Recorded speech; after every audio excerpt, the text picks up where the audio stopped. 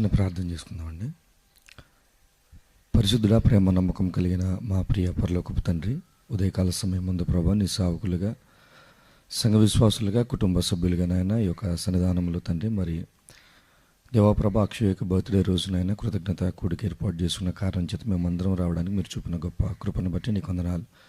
కార్యక్రమాన్ని తండ్రి ఇప్పటి వరకు నీ యొక్క ఆత్మ నడిపింపులో మీరు ఏ రీతిగా నడిపించారో ప్రభా, ఈ కొద్ది నిమిషాలు నేను మాట్లాడబోచుండగా నీ ఆత్మ సహాయంతో కొద్ది మాటలు తండ్రి ప్రాముఖ్యంగా కుటుంబానికి చేరువచ్చిన వారందరికీ కూడా ఉపయోగపడలాగున నీ సహాయం అనుగ్రహించి మాట్లాడమని ప్రార్థిస్తూ ప్రాధేయపడుతూ ప్రభువును ప్రియ రక్షకుడైన యేసుక్రీస్తు నామం పేరిట ప్రార్థన అడుగుచున్నాను పరమ తండ్రి, ఆమెన్ ఆమెన్.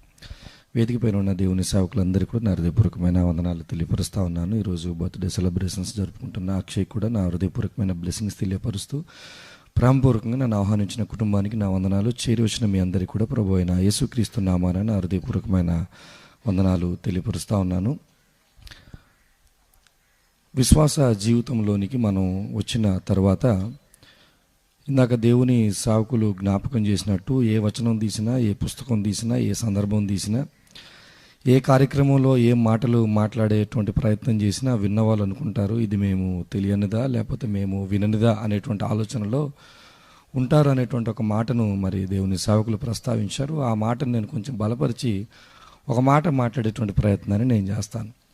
ఈ ప్రాంతంలో లేదు, తెలుగు రాష్ట్రాలలో ఇప్పుడున్న పరిస్థితులలో దేవుని వాక్యం విస్తారంగా ప్రకటించబడుతున్నట్టుగా కనిపిస్తున్నప్పుడు మనం అనుకుంటాము మనకు వాక్యం చాలా ఎక్కువైపోయిందండి, లేకపోతే సేవకులు చాలా ఎక్కువైపోయారండి, లేకపోతే మాకు ఏదైతే ప్రసంగాలు వినబడుతున్నాయో, ఏదైతే వర్తమానాలు వినబడుతున్నాయో అవి మాకు చాలా ఎక్కువగా తెలుసండి అనేటువంటి భావనలోనికి మనం వెళుతున్నాము. అయితే చాలా జాగ్రత్తగా దేవుని వాక్యాన్ని మనం ఆలోచన చేస్తే దేవుని వాక్యం ఎక్కడైతే ఎక్కువగా ప్రకటించబడుతుందో, ఎక్కడైతే దేవుని వాక్యం ఎక్కువగా దొరుకుతుందో అక్కడ ఏం కావాలి అని దేవుని వాక్యం మనకు చెప్తుందంటే అక్కడ ఆచరణ కావాలి. దేవుని వాక్యానికి తగ్గట్లుగా మనం బ్రతకాలి. ఈరోజు మనం ఈ రకంగా మాట్లాడుతున్నప్పుడు నిజంగా మాకు చాలా వాక్యం తెలుసండి అనేటువంటి భావనలోనికి మనం వెళ్ళిపోయినప్పుడు దేవుడు మన నుంచి ఏం ఆశిస్తాడు అని అంటే అంతకంటే ఎక్కువగా మన యొక్క ఆచరణ, మనం వింటున్న మాటలను ఎంత మాత్రము విధేయత చూపిస్తున్నాము, ఎంతలా దేవుని కొరకు బ్రతుకుతున్నాము, ఎంతగా దేవుడు ఆశిస్తున్నట్టుగా బ్రతుకుతున్నాము అనేటువంటి విషయాన్ని దేవుడు కూడా ఆలోచన చేస్తూ ఉంటాడు. మనకు దేవుడు బిడ్డలను అనుగ్రహించినప్పుడు ఆ బిడ్డల విలువ మనకు తెలియకపోతే ఆ బిడ్డలను మనం దేవుని కొరకు మనము పెంచలేం. ఎప్పుడైతే దేవుడిచ్చిన బహుమానం చాలా విలువైనది, ఆ విలువైనటువంటి బహుమానాన్ని నేను దేవుని కొరకు పెంచాలి, దేవుని కొరకు ప్రయోజకుడిగా నేను మార్చాలి అనేటువంటి తలంపు మనకు రావాలి అని అంటే ముందు మన బిడ్డల యొక్క విలువ మనకు తెలియాలి. దేవుని ద్వారా ఈ లోకంలో బహుగా ఆశీర్వదించబడినటువంటి అబ్రహాము దగ్గర దేవుడు ఒకరోజు వచ్చి మాట్లాడుతూ, అబ్రహాము నేను నీకు కేడముగా ఉన్నాను, నీ బహుమానము అత్యధికమగును అని చెప్పి ఆదికాండము 15వ అధ్యాయంలో దేవుడు అబ్రహాముతో మాట్లాడుతున్నప్పుడు అబ్రహాము యొక్క ఆవేదన ఏంటంటే, ప్రభువా నా దగ్గర ఆస్తి ఉంది, లేదా ప్రభువా నా దగ్గర సంపద ఉంది, ప్రభువా నా దగ్గర పనివారు ఉన్నారు, ప్రభువా నా దగ్గర సమస్తం ఉంది, ఈ సమస్తాన్ని బట్టి నాకు ఆనందం కలగట్లేదు ప్రభువా, నా గర్భవాస నా బిడ్డలు నాకు లేరు. అంటే పనివారుంటే ఆనందం కాదా అబ్రహాము నీకు? ఆస్తి ఉంటే ఆనందం లేదా అబ్రహాము నీకు? సంపదలు ఉంటే అబ్రహాము నీకు ఆనందం లేదా?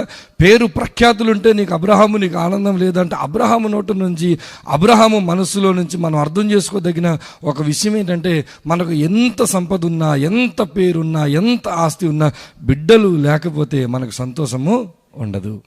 బిడ్డలు లేకపోతే మన జీవితానికి ఒక అర్థమే ఉండదు. వివాహము చేసుకున్న తర్వాత ఒకవేళ మన బిడ్డలు లేకుండా ఉన్నటువంటి వారిని మనం చూసినప్పుడు మనలో కలిగేటువంటి ఆలోచన, అయ్యో వీరికి దేవుడు బిడ్డలు అనుగ్రహించలేదని మనం వారి కొరకు ప్రార్థిస్తూ ఉంటాము. బిడ్డలు లేని వారు దేవా మాకు బిడ్డలను దయచేయమని చెప్పి వారు కూడా ప్రార్థిస్తూ ఉంటారంటే సంతానము లేకపోతే వారి జీవితంలో కలిగే వేదన అంతా ఇంత కాదు.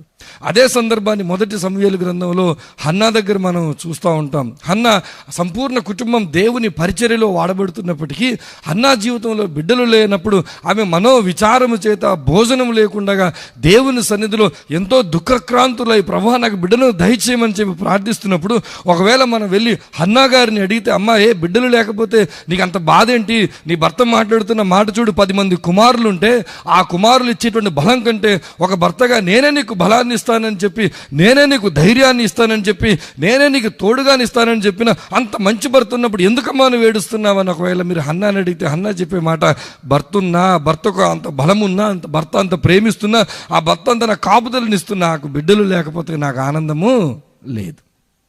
వీరిద్దరి చరిత్రలో నుంచి కూడా మనం అర్థం చేసుకోవాల్సిన ఒక సంగతి ఏంటో తెలుసా? బిడ్డలు లేకపోతే విశ్వాసులకు తండ్రి అయిన అబ్రహాము సైతం, ఇదిగో సేవలో ఉంటున్నటువంటి హన్నా సైతం బిడ్డలు లేకపోతే వారి జీవితంలో కలిగే వేదన అంతా ఇంత కాదు. ఇప్పుడు మీరు గమనించండి, మీ చుట్టుపక్కల వివాహాలు చేసుకొని సుదీర్ఘ కాలము నుంచి బిడ్డలు లేక బాధపడుతున్న వారితో మీరు వెళ్ళి మాట్లాడే ప్రయత్నం చేయండి. వారి మనసులో వచ్చేటువంటి మాట, ప్రతి మాట కూడా వేదనతో కూడినటువంటి మాట, ప్రతి మాట కూడా బాధతో కూడినటువంటి మాట, ప్రతి మాటలు కూడా నిరాశ నిస్పృహలతో కూడినటువంటి మాట. అయితే ఈ సందర్భంలో మనం గమనిద్దాం, మరి దేవుడు మనకు బిడ్డలను ఇచ్చినప్పుడు మన వైఖరి ఎలా ఉంది? వివాహం చేసుకున్నామండి, ఇదిగో అబ్బాయిని కన్నాం, అమ్మాయిని కన్నాం, నాకు 3 కుమారులండి, నాకు 3 కుమార్తెలండి అని సంతోషంగా మనం చెబుతా ఉన్నాం. కానీ బిడ్డలు లేని వారిని స్థితిగతులను మనం చూస్తే, దేవుడు ఈరోజు నీకు బిడ్డలను అనుగ్రహిస్తే నీ స్పందన ఎలా ఉంది? నా కొడుకే కదా, నా కుమార్తె కదా, నాకు 4 కుమారులు కదా, 4 కుమార్తెలు కదా అని చెప్పి అంత ఈజీగా మాట్లాడుతున్నావు. కానీ నీకు తెలియని సంగతి ఏంటో తెలుసా? బిడ్డలను కలిగి ఉండటం చాలా విలువైనటువంటి ఆశీర్వాదం. దేవుడు మనల్ని నమ్మి, దేవుడు మనల్ని ప్రేమించి, దేవుడు మనకిచ్చినటువంటి ఒక ప్రధానమైనటువంటి బాధ్యత కుటుంబ జీవితంలో ఏంటంటే బిడ్డలను మనకివ్వటం. ఆ బిడ్డలను ఎలా పెంచుతామో, ఆ బిడ్డలను ఎలా నడిపించాలో, ఆ బిడ్డలను ఏ రీతిగా ముందు కొనసాగింపజేయాలో మరలా నీకు దేవుడు ఏమిచ్చాడో తెలుసా? తన వాక్యం ఇచ్చాడు. తన వాక్యం ఇచ్చి ఆ వాక్యము చేత, నువ్వు వింటున్న వర్తమానాల చేత, నువ్వు వింటున్న ప్రసంగాల చేత, నువ్వు నేర్చుకుంటున్న బైబిల్ స్టడీస్ ద్వారా ఒక తల్లిగా, ఒక తండ్రిగా నీ బిడ్డలను ఎలా పెంచాలో నువ్వు పెంచకపోతే దాని అర్థం ఏంటో తెలుసా? ప్రభువా నువ్వు బహుమానం అయితే విలువైన బహుమానం ఇచ్చావు, కానీ ఆ విలువైన బహుమానాలుగా నా బిడ్డలు నాకైతే కనబడలేదు. ఏదో యాదృచ్ఛికంగా నేను మనిషిని కాబట్టి, వివాహము చేసుకున్నాను కాబట్టి దాంపత్య జీవితంలో వచ్చినటువంటి బిడ్డలే అనుకున్నాను. కానీ తండ్రి నువ్వు నాకు ఇచ్చినటువంటి బహుమానం అది విలువైన బహుమానం అని నేను అనుకోలేదు ప్రభా అని చెప్పి ఒకరోజు మనం ఎవరి దగ్గర మాట్లాడతాం తెలుసా? దేవుని దగ్గర మాట్లాడతాం. నిర్గమకాండం దగ్గరికి ఒకసారి వెళ్దాం. నిర్గమకాండంలో 2వ అధ్యాయం దగ్గరికి మనం వెళ్ళగలిగితే, నిర్గమకాండము 2వ అధ్యాయము 9వ వచనాన్ని ఒకసారి చూద్దాం. నిర్గమకాండం 2వ అధ్యాయము 9వ వచనం. ఫరో కుమార్తె ఆమెతో, ఈ బిడ్డను తీసుకొని పోయి నా కొరకు వానికి పాలిచ్చి పెంచుము, నేను నీకు జీతం ఇచ్చేదనని చెప్పగా ఆ స్త్రీ తన బిడ్డను తీసుకొని పోయి పాలిచ్చి పెంచెను. ఇది ఎవరి గురించి చరిత్ర చెప్పబడుతూ ఉంది అని అంటే మోషే గురించి చెప్పబడతా ఉంది. మోషే ఈ లోకంలోనికి జన్మించినప్పుడు, ఈరోజు మనం జన్మించినటువంటి పరిస్థితులలో తల్లిదండ్రులు పొందే ఆనందం మోషే గారి యొక్క తల్లిదండ్రులకు లేదు. ఎందుకంటే ఆ దేశంలో ఒక చట్టం వచ్చింది, ఒక శాసనం వచ్చింది, ఒక ఆజ్ఞ వచ్చింది. ఎవరైతే మగపిల్లోడు పుడితే ఆ బిడ్డను మీరు ఏ మాత్రం దయా దాక్షిణ్యాలు లేకుండా మీరు అంతమొందించాలి. మగబిడ్డను చూసేటువంటి అవకాశం ఆ ఎవ్వరికి కూడా మీరు ఇవ్వకూడదు అనేటువంటి పరిస్థితుల్లో మోసే పుట్టినప్పుడు ఆ దివ్య సుందరుడైన మోసేను చూసే తల్లిదండ్రులు ఎంతో ఆనందపడ్డారు, ఎంతో ముచ్చటపడ్డారు, దాచే ప్రయత్నం చేశారు. కానీ వారి వల్ల కానే కాలేదు. ఇప్పుడు మీరు ఒకసారి ఆలోచించండి, మోసే గారి యొక్క తల్లిదండ్రుల మనస్సులలోనికి మీరు వెళ్ళి ఆలోచించండి. అంత అందంగా పుట్టిన బిడ్డ, అంత ప్రేమగా పుట్టిన బిడ్డ, అంత ప్రయాసపడిన బిడ్డ ఇదిగో నా కళ్ళ ముందే చనిపోతాడు అని అంటే ఇప్పుడు ఆ తల్లిదండ్రుల యొక్క వేదన వర్ణనాతీతం. అబ్రహాముకు తెలుసండి పిల్లల విలువ, హన్నాకు తెలుసండి పిల్లల విలువ, మోషే గారి యొక్క తల్లిదండ్రులకు తెలుసండి పిల్లల విలువ. వారి విలువలు తెలిసినటువంటి వారే, వారికి దేవుని యొక్క బహుమానం యొక్క ప్రాధాన్యత తెలిసిన వారు కనుక వారు ఎలా పెంచారో మనం చరిత్ర అంతా చూస్తూ వచ్చాం. ఒకసారి మోషే గారిని 10వ వచనంలో చూస్తే జరిగిన సందర్భం, ఆ బిడ్డ పెద్దవాడైన తర్వాత ఆమె ఫరో కుమార్తె యొద్దకు అతన్ని తీసుకొని వచ్చెను, అతడు ఆమెకు కుమారుడు ఆయన. పాలిచ్చి పెంచింది, ఎప్పుడైతే పాలు విడిచిపెడతాడో, ఇదిగో నా దగ్గరికి తీసుకురా అమ్మ అంటే, ఇప్పుడు ఇదిగో తల్లి, కన్న తల్లి తన బిడ్డని ఇప్పుడు ఏం చేయాలి తెలుసా? ఫరో కుమార్తెకు తీసుకెళ్ళి అప్పగించాలి. అమ్మ అప్పుడప్పుడు నేను విజిటింగ్ వస్తానమ్మా, అప్పుడప్పుడు నేను చూడడానికి వస్తానమ్మా అనేటువంటి అవకాశం లేదు అక్కడ. ఇప్పుడు ఎవరు మోసే అంటే ఫరో కుమారుడు, ఒక రాజు వంశానికి చెందినటువంటి కుమారుడిగా మారిపోయాడు. స్థానం మారిపోయింది, పరిస్థితులు మారిపోయాయి, ప్రాధాన్యతలు మారిపోయాయి, స్థితిగతులు మారిపోయాయి. ఫరో యొక్క కుమారుడిగా, లేకపోతే ఫరో యొక్క కుమార్తె యొక్క కుమారుడిగా ఉంటున్నటువంటి మోసే ఇప్పుడు మామూలు స్థాయిలో లేడు, ఉన్నతమైన స్థాయిలో ఉన్నాడు. కానీ ఆ ఉన్నతమైన స్థాయిలో ఉండి కూడా 11వ వచనంలో చూస్తే, ఆ దినములలో మోసే పెద్దవాడై తన జనుల యొద్దకు పోయి వారి భారములను. ఏమండి, ఈ 10వ వచనానికి 11వ వచనానికి మధ్య ఎన్ని సంవత్సరాల కాల వ్యవధి ఉందో తెలుసా? అపోస్తలుల కార్యాలు 7:23లో మనకు కనబడుతుంది, దాదాపుగా 40 సంవత్సరాల కాల వ్యవధి ఉంది. 40 సంవత్సరాలు నిండిన తర్వాత, 40 years వచ్చిన తర్వాత ఇప్పుడు మోసే ఏమనుకున్నాడు తెలుసా? ఇదిగో నేను ఎక్కడి నుంచి వచ్చాను, నా వంశం ఏంటి, నా కుటుంబం ఏంటి, వారి పరిస్థితులు ఏంటి, వారి స్థితిగతులు ఏంటి, వాటన్నిటిని నేను చూడాలి అని చెప్పి మోషే ఇప్పుడు ఎక్కడికి వెళ్ళిపోయాడు తెలుసా? వెనక్కి ఇశ్రాయేలీల ప్రజల దగ్గరకు వెళ్ళాడు. ఒక మాట మీరు చెప్పండి, పాలు విడిచిన బిడ్డను తీసుకెళ్ళి ఫరో కుమార్తెకు అప్పగించే తర్వాత ఆ మోషేకి పాలు విడిచేంత వరకు ఆ తల్లి ఏమి బోధించిందని 40 సంవత్సరాల తర్వాత వెనక్కి మోసే వచ్చాడు. ఈరోజు సండే స్కూల్ పిల్లల దగ్గరికి మీరు వెళ్ళండి, వారు సండే స్కూల్లో ఎంత డిసిప్లిన్గా ఉంటారో, ప్రసంగం చెప్తుంటే డిసిప్లిన్గా ఉంటారా? ఒకవేళ వారిని చూసి అమ్మ సైలెంట్గా ఉండు అన్నాం అనుకోండి, ఒకవేళ పొరపాటున ఏదో పేరు తెలిసి అక్షయ సైలెంట్గా ఉండు అన్నాం అనుకోండి, ఇంక అయిపోయింది. అక్షయ వాళ్ళ తల్లిదండ్రులు ఇక పాస్టర్ గారి మీద మామూలుగా ఉంటుంది. ఇంకా అంటే మీరు గమనించండి, వారు చిన్నపిల్లలండి, వారికి తెలియదండి. ఇప్పుడు పాలు విడిచేంత వరకు ఏమి బోధించిందని మరలా మోసే వెనక్కి వచ్చాడు. చాలా జాగ్రత్తగా ఆలోచించండి తల్లిదండ్రులారా, దేవుడు మనకు బిడ్డలను ఇచ్చాడు. దేవుడు మనకిచ్చిన బిడ్డలను తిరిగి మనం ఎలా చేయాలో తెలుసా? దేవునికి ప్రయోజకులుగా మనము మార్చాలి. ఒకవేళ దేవునికి ప్రయోజకులుగా కానీ మనం మార్చకపోతే, దేవుడు అనే మాట ఏంటి తెలుసా? విలువైనటువంటి బహుమానాలు విలువలేని నీకు నేను ఇచ్చాను చూడు అని అంటాడు ఆయన. విలువైన బహుమానాన్ని నీకు ఇస్తే వారి విలువను అర్థం చేసుకొని, ఇదిగో మేము కోల్పోతామేమో, మాకు దూరం అయిపోతాడేమో అనే బాధలు కూడా దేవుని యొక్క సత్యాన్ని, వారి యొక్క సంకల్పాన్ని మోషేకి వివరించినందున మోషే తిరిగి దేవుని చేతిలో బలమైన సాధనంగా వాడబడ్డాడు. అలా వాడబడటానికి మోషే గారికి కానీ, అబ్రహాము కుమారులకు కానీ, హన్నా కుమారులకు కానీ ఎవ్వరికైనా కొన్ని విలువలను తల్లిదండ్రులుగా మనం నేర్పించి తీరాలి. కొన్ని సంగతులు నేను చెప్పి ముగించేటువంటి ప్రయత్నం చేద్దాం. దయచేసి సంఖ్యాకాండం దగ్గరికి వెళ్దాం. సంఖ్యాకాండము 8వ అధ్యాయము 24వ వచనాన్ని ఒకసారి మనం చూడగలిగితే, సంఖ్యాకాండము 8వ అధ్యాయము 24వ వచనాన్ని చూస్తే, 25 ఏండ్లు మొదలుకొని పై ప్రాయము గల ప్రతి వాడును ప్రత్యక్షపు గుడారం యొక్క సేవలో పని చేయుటకు రావలెను. అయితే 50 ఏండ్ల వయస్సు పొందిన పిమ్మట వారు ఆ పని మాని ఊరకుండవలెను. మన పిల్లలకు మనం ఎటువంటి యాటిట్యూడ్ నేర్పించాలి, ఎటువంటి దృక్పథాన్ని నేర్పించాలి అని అంటే, వారు పని చేయడానికి సిద్ధముగా ఉండాలి, వారు దేవుని సేవ చేయడానికి సిద్ధంగా ఉండాలి. ఇశ్రాయేలీయులను పిలుస్తూ ఉన్నాడు. మీలో 25 ఏళ్ళు వచ్చేసరికి వారందరూ కూడా ప్రత్యక్ష గుడారము దగ్గరికి వచ్చి ఆ సేవలో ఏం చేయాలి తెలుసా? పని చేయాలి. దేవుని యొక్క సేవ అనబడిన దాంట్లో మీ పాత్ర ఉండాలి. 25 ఏళ్ళు వచ్చినటువంటి పిల్లలు ఈరోజు ఎలా ఉంటారండి? కనీసం ఇక్కడ కూర్చొని వాక్యాన్ని వింటారా? 25 ఏళ్ళు వచ్చిన తర్వాత వారు కూర్చొని వాక్యం వినరు. 25 ఏళ్ళు వచ్చిన వాళ్ళు సరిగ్గా ఒక రోజు లేచి మార్నింగ్ డివోషన్ చేసుకోరు, వాక్యాన్ని చదువుకోరు, స్వతహాగా ప్రార్థన చేసుకోరు, ఒక సేవకులకి వందనాలు చెప్పడం రాదు, ఒక సేవకులను గౌరవించడం రాదు, మందిరానికి క్రమంగా రావటం రాదు, మందిర సేవలో పాల్గొనటం రాదు, ఏది రాదు. కానీ వయస్సు మాత్రం 25 సంవత్సరాలు ఉంటాయి. 25 సంవత్సరాలు వచ్చిన తర్వాత నువ్వేంట్రా ఇలా ఉన్నావు అని వారిని అడిగితే వాడు చెప్పే మాట ఏంటి తెలుసా? మా అమ్మ నాన్న నన్ను సరిగ్గా డిసిప్లిన్లో పెట్టలేదు. నా తల్లిదండ్రులు ఒకవేళ స్పిరిచువల్ డిసిప్లిన్లో నన్ను పెట్టుంటే, నా తల్లిదండ్రులు ఒకవేళ వరే నువ్వు టిఫిన్ చేయాలంటే ప్రార్థన చేసుకోవాలి, నువ్వు భోజనం చేయాలంటే వాక్యం చదువుకోవాలని ఆధ్యాత్మిక క్రమశిక్షణలో ఒకవేళ నీ తల్లిదండ్రులు మనం పెట్టగలిగితే వారు ఏమవుతారు తెలుసా? ఆ వయస్సు వచ్చేసరికి సిద్ధంగా ఉంటారు. ఈరోజు ఆ పరిస్థితుల్లో ఉన్నారా మన పిల్లలు అని మనల్ని మనం ప్రశ్నించుకుంటే లేదు, సేవా దృక్పథము కలిగినటువంటి పిల్లలు ఎవ్వరు కూడా లేరు.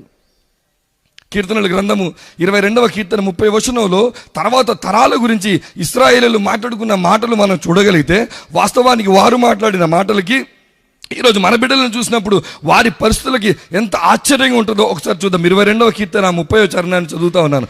ఒక సంతతి వారు ఆయన ఏం చేస్తారంట, ఆయనను సేవిస్తారు, రాబో తరముల గురించి ప్రభువును గూర్చి వివరింతురు. వారు వచ్చి ఆయన దీన్ని చేసినని పుట్టబో ప్రజలకు తెలియజేతురు, ఆయన నీతిని వారికి ప్రచురపరతురు. ఒక జనరేషన్ ఏం చేయాలి తెలుసా, నెక్స్ట్ జనరేషన్కి ప్రభువుని గురించి చెప్పాలి, ప్రభువుని గురించి ప్రచురపరచాలి. తల్లిదండ్రులుగా నీది ఒక తరం, ఈ తరం నువ్వేం చేయాలో తెలుసా, నీ పిల్లలకు ప్రభువుని గురించి నువ్వు చెప్పాలి. మీ పిల్లలు తర్వాత తరాలకు ప్రభువుని గురించి చెప్పాలి. ఇశ్రాయేలుల దగ్గర నీకు మాదిరిగా నాకు మాదిరిగా 66 పుస్తకాలు చేతిలో లేవు. ఇశ్రాయేలుల దగ్గర సండే స్కూల్కి సంబంధించిన పుస్తకాలు లేవు. ఇశ్రాయేలుల దగ్గరగా ఆడియో వీడియో మెసేజ్లు లేవు. ఇశ్రాయేలుల దగ్గర ఇదిగో దైవ సంబంధమైనటువంటి ఇదిగో దేవుని వాక్యాన్ని నేర్చుకోవడానికి వాళ్ళ దగ్గర ఆధారం లేదు. ఒకవేళ ధర్మశాస్త్రం ఉన్నా అది శాస్త్రుల దగ్గర, యాజకుల దగ్గర, లేవీయుల దగ్గర ఉండేది. కానీ మిగతా వారందరూ కూడా ఇశ్రాయేలుల చరిత్రను వాళ్ళు మాట్లాడుతున్నారు అని అంటే, ఒక తరం మరొక తరానికి దేవుడు చేసిన గొప్ప గొప్ప కార్యాలు చెప్పేవారు. నేను చాలా సందర్భాలు చెప్తా ఉంటాను. ఒకవేళ మీరు సాక్ష్యాన్ని మీరు చెప్తున్నట్లయితే, మీ కుటుంబ సాక్ష్యాన్ని సంఘంలో చెబుతున్నప్పుడు లేదా కృతజ్ఞత కూడికల్లో మీరు చెబుతున్నప్పుడు ఎంతైతే వేదనతో, ఎంతైతే బాధతో దేవుడు నీ జీవితంలో చేసిన కార్యము, దేవుడు నీ జీవితంలో చేసిన గొప్ప సాక్ష్యాన్ని చెప్తా ఉన్నావు, అంతే వేదనతో, అంతే బాధతో నీ పిల్లల దగ్గర కూర్చొని ఏడుస్తూ నువ్వు చెప్పు, మా అమ్మ ఎందుకు ఏడుస్తుంది, మా నాన్న ఎందుకు ఏడుస్తున్నాడు. ఇదిగో సాక్ష్యాల దగ్గర కాదు, సంఘాల దగ్గర కాదు, కృతజ్ఞత కూడికల దగ్గర కాదు, నీ పిల్లలకు నీ దేవుడు ఎలాంటి గొప్ప కార్యాలు చేశాడు ఏడుస్తూ వాళ్ళ దగ్గర నువ్వు చెప్పు. ఇశ్రాయేలీయులు చేసింది అది. ఇశ్రాయేలీయులకు తమ యొక్క చరిత్రను, తమ యొక్క విధానాన్ని తమ పిల్లలకు చెబుతూ వచ్చారు కాబట్టి నరాన్న దేవుడు చేసిన గొప్ప కార్యాలు ఎక్కడి నుంచి చరిత్ర చెప్పమంటావు అని చెప్పావు. స్తెఫను వంటి వాడు అనాది నుంచి యేసు ప్రభువు దాకా వచ్చేటువంటి చరిత్రను అనర్గళంగా చెప్పగలిగారు అని అంటే, వారి మనస్సులో దేవుని యొక్క సేవను చేయాలన్న దృక్పథాన్ని వాక్యము చేత తమ యొక్క తల్లిదండ్రులు వారిలో ఉంచగలిగారు. కానీ ఈరోజు మనం అలా చేయగలుగుతున్నామంటే అలా ఏమాత్రం కూడా మనము చేయలేకపోతున్నాం. ఈరోజు మనకు ఆ మనసు ఉందంటే అలాంటిది ఏమాత్రం కూడా అలాంటి మనసు లేదు. ఒక చిన్న అనుభవాన్ని మీ ముందు జ్ఞాపకం చేస్తాను. నేను హాస్టల్లో చదువుకున్నప్పుడు నాకు తినడానికి ప్లేట్ కూడా ఉండేది కాదు. మేము ఒక 2 స్నేహితులు ఉండేవాళ్ళు. ఎవడైతే ముందు తింటాడో వాడు త్వరగా తింటే తర్వాత వాడు తింటాడు. ఇది పరిస్థితి. ఒకరోజు నేను ముందు త్వరగా తింటే నేను అడిగిన తర్వాత నా ఫ్రెండ్ తినేవాడు. ఒకరోజు నా ఫ్రెండ్ త్వరగా తింటే నేను తినేవాడు. ఇది నా హాస్టల్లో స్కూల్ లెవెల్లో. ఆ తర్వాత 10th క్లాస్ అయిపోయిన తర్వాత డైరెక్ట్ నాకు IIITలో సీట్ వచ్చింది. ఇప్పుడు IIITలోనికి వెళ్ళిపోయిన తర్వాత మొట్టమొదటి రోజు నాకు ఈ రోజు జ్ఞాపకం ఉంది. టిఫిన్ చేసి ఆ ప్లేట్ కడగడానికి నేను సింక్ దగ్గరికి వెళ్తుంటే అక్కడ ఒక అమ్మగారు అండి, బాబా ప్లేట్ ఇటు తీసుకొచ్చే అంటుంది. ఆగమ్మ నేను కడిగి తీసుకొస్తానంటే, కాదు ఆ ప్లేట్ కడిగేది మేము. 6 సంవత్సరాలు ఆ క్యాంపస్లో ఉన్నప్పుడు, చదువుకుంటా ఉన్నప్పుడు ఏ రోజు కూడా మేము తిన్న ప్లేట్ మేము కడుక్కునేటువంటి పరిస్థితి లేదు. తినటం స్టైల్ ఇసిరేసి వెళ్ళిపోవడం, ఇది మా స్థితి. ఇంజనీరింగ్ అయిపోయింది, హైదరాబాద్లో జాబ్ కోసం వెళ్ళాను. జాబ్ కోసం వెళ్తున్నప్పుడు తెలిసిన ఒక బ్రదర్ ద్వారా హెబ్రోన్ చర్చ్ దగ్గర ఒక రూమ్ దగ్గర ఉండేవాళ్ళం. హెబ్రోన్ చర్చ్కి వెళ్ళేవాళ్ళం. ఈ హెబ్రోన్ చర్చ్కి వెళ్తా ఉన్నప్పుడు ఒకరోజు ఆదివారం ఉదయం నా బ్రదర్ లేచి, బ్రదర్ రండి చర్చ్కి వెళ్దాం అన్నారు. ఇంకేంటన్నా 6 గంటలు అయింది కదా, 6 గంటలకు వర్షిప్ స్టార్ట్ అయిపోద్ది అంటే, అది కాదు బ్రదర్ అని చెప్పి ఒక బకెట్ ఒక మగ్గు తీసుకుని పట్టుకో బ్రదర్ పద అన్నాడు. తింటరా చర్చికి వెళ్ళేటప్పుడు బకెట్ మగ్గు పట్టుకోమంటాడు. ఏంటరా అంటే, చర్చికి వెళ్ళిన తర్వాత అక్కడ ఆయన చెప్పాడు, అది అక్కడ వాటర్ ఉంటుంది, అక్కడ వాటర్ పట్టుకొని అక్కడ చీపురు ఉంటుంది, ఆ చీపురు పట్టుకొని బాత్రూమ్ అంతా కడిగారు. చాలా జాగ్రత్తగా ఆలోచించండి. అప్పుడే బీటెక్ అయింది నాది. బీటెక్ అయిపోయిందంటే చేతికి వచ్చిన చిన్న ఉద్యోగాలు, ఇదిగో 5,000 10,000 ఇస్తామంటే చేసేవాళ్ళకి. మేము IIITలో బీటెక్ చేసాం, 5,000 10,000 కాబట్టి చేస్తాడు అనేవాడిని. అలాంటి నేను సడన్గా రూమ్లో ఉండి జాబ్ ట్రైల్ చేస్తూ ఉన్నప్పుడు, ఇదిగో నువ్వు బకెట్ తీసుకుని బాత్రూమ్ కడగాలంటే, నిజానికి చెప్తున్నాను, ఆ కాలేజీలో ఉన్నంతసేపు మా బాత్రూమ్లు కానీ, మా ప్లేట్లు కానీ, మా బట్టలు కానీ ఉతుక్కోలేని 6 సంవత్సరాలు అలవాటు పడిపోయిన మేము సడన్గా ఎవరో ఉపయోగించిన టాయిలెట్స్ని క్లీన్ చేయాలంటే ఎంత కష్టంగా ఉంటుంది, ఎంత తిట్టుకునేవాడిని తెలుసా అన్నని. ఆ తర్వాత కొంతకాలానికి దేవుని సేవలోనికి వచ్చిన తర్వాత ఆ అనుభవాలు జ్ఞాపకం చేసుకుంటున్నప్పుడు, అయ్యో ప్రభా, అది నీవు మాకు ఇచ్చినటువంటి దృక్పథం, నీవు మాకు నేర్పినటువంటి సేవ దృక్పథం. అయితే ఒక మాట అడుగుతాను, ఇప్పుడు మీ పిల్లలు ఉన్నారు కదా, అంతెందుకంటే అక్షయకి ఒకవేళ వాళ్ళ తల్లి వెళ్ళి చీపురు పట్టుకోమని వచ్చింది అనుకోండి, అక్షయ్ ఏం చేస్తావు, సెల్ఫీ తీసుకొని ఏమైనా పెడుతుందా? వెంటనే ఎలా రెస్పాండ్ అవుద్ది? కనీసం ఇదిగో నువ్వు తిన్నావు కదమ్మా ఈ ప్లేట్ కడగమంటే ఎలా రియాక్ట్ అవుతుంది? సరే పాస్టర్ గారు టీ తాగారు కదమ్మా, ఈ గ్లాస్ కడిగమ్మంటే ఎలా రియాక్ట్ అవుతారు ఈరోజు పిల్లలు? చాలా జాగ్రత్తగా గమనించండి. మీ పిల్లల్ని మీరు అల్లారు ముద్దుగా పెంచండి, తప్పు కాదు. మీ పిల్లల్ని అందంగా మీరు పెంచండి, తప్పు కాదు. మీ పిల్లల్ని భోగభాగ్యాలతో పెంచడం తప్పు కాదు. కానీ గుర్తుపెట్టు, సేవా దృక్పథం వారికి లేకపోతే ఈరోజు తల్లిదండ్రులకు వారు చేయరు, ఈరోజు బంధువులకు వారు చేయరు. అలాంటి వారు దేవునికి ఏమాత్రం కూడా ఏమీ చేయలేరు. దేవుని కొరకు వాళ్ళు నిలబడలేరు. దేవుని కొరకు వారు ఎటువంటి సేవా దృక్పథంతో కూడా నేను ఈ పని చేయాలనేటువంటి ఆలోచన వారికి ఏమాత్రం కూడా రానే రాదు. కానీ ఇశ్రాయేలుల చరిత్రను మీరు గమనించండి. వారు దేవునికి సేవ చేసిన వారు. కారణం ఏంటో తెలుసా? వారి తల్లిదండ్రులు వారిలో నింపినది ఎటువంటిదో తెలుసా? ఇది సేవా దృక్పథాన్ని నింపారు. మరొక సంగతి నేను చెప్పి ముగించేస్తాను. దానియేలు గ్రంథం 1వ అధ్యాయం దగ్గరికి ఒకసారి వెళ్దాం. దానియేలు గ్రంథం 1వ అధ్యాయము 4వ వచనంలోనికి ఒకసారి వెళ్ళగలిగితే, దానియేలు గ్రంథం 1వ అధ్యాయము 4వ వచనము.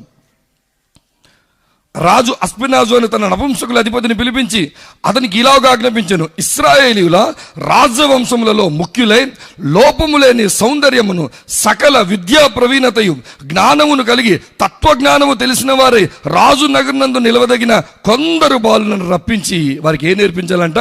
కల్దీయుల విద్యను, భాషను వారికి నేర్పించు. బానిసలుగా ఉన్నారు యూదులు. ఈ యూదుల దగ్గర జాగ్రత్తగా గమనించండి. ఆ దేశపు రాజు నెబుకద్నెజరు, ఆ దేశపు రాజు చెప్తున్న మాట ఏంటి తెలుసా? కొంతమంది యూత్ నాకు కావాలి, కానీ వారిలో ఏముండాలి తెలుసా? సామర్థ్యం ఉండాలి, ఎబిలిటీస్ ఉండాలి, టాలెంట్ ఉండాలి. ఎలాంటి టాలెంట్ ఉండాలి? వాళ్ళ దగ్గర సకల విద్య ప్రవీణత ఉండాలి, జ్ఞానం ఉండాలి, ఫిలాసఫీ తెలియాలి. వారు రాజునందు నగరనందు నిలవదగిన వారు. అప్పుడే వాళ్ళ దగ్గర ఎడ్యుకేషన్ ఉండాలి, టాలెంట్ ఉండాలి, స్కిల్ ఉండాలి, ఫిలాసఫీ ఉండాలి, సైకాలజీ తెలియాలి. ఇన్ని తెలిసిన వారిని మీరు ఎక్కడ తీసుకురావాలి తెలుసా? నా దగ్గరికి మీరు తీసుకురండి. నా దగ్గరికి తీసుకొస్తే నేను వారిని కల్దీల విద్యను, కల్దీన భాషను నేర్పించి వారిని మన దేశపు పని కొరకు వారిని మనము ఉపయోగిద్దాం. ఉదయకాల సమయం ముందు చేరువచ్చిన తల్లిదండ్రులతో నేను అడుగుతున్నటువంటి ఒక మాట, ఈరోజు నిజంగా నీ బిడ్డలో ఎటువంటి సామర్థ్యం ఉంది? మీరు స్కూల్కి పంపిస్తున్నారు, వాళ్ళకి బేసిక్ మ్యాథమెటిక్స్ కూడా కొంతమందికి రాదు.